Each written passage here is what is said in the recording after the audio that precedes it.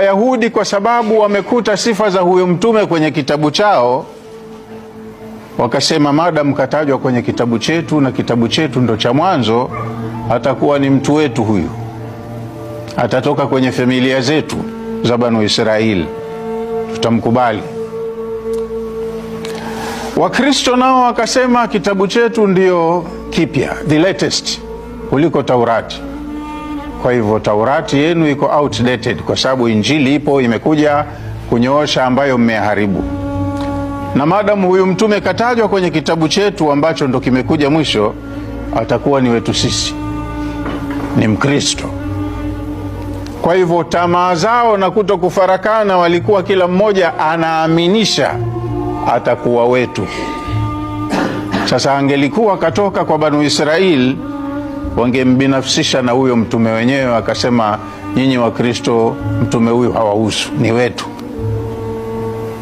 Na kama angekuja katika kundi la Wakristo, Mayahudi wangemkataa vile vile. Wakristo akasema huyu hawahusu, ni wetu. Lakini Allah hakumtoa kwa Wayahudi wala hakumtoa kwa Wakristo.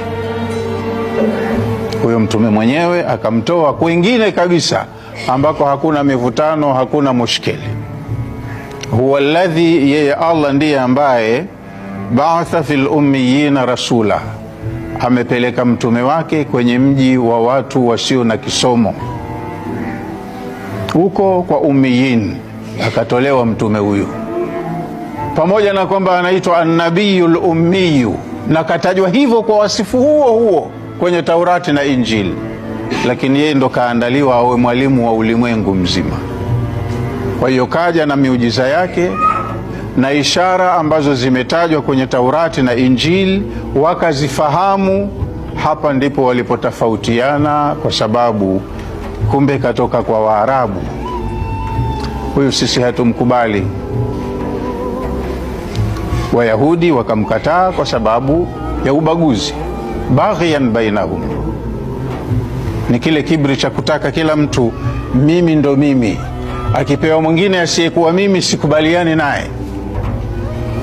Na Wakristo wakawa na tabia hiyo hiyo, sisi ndo sisi, kama limepelekwa kwa wengine wasiokuwa sisi tunakataa.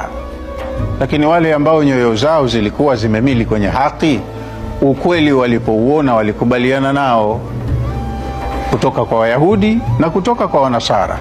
Walipokinai kwa hoja wakamkubali, ndo pakapatikana farqa.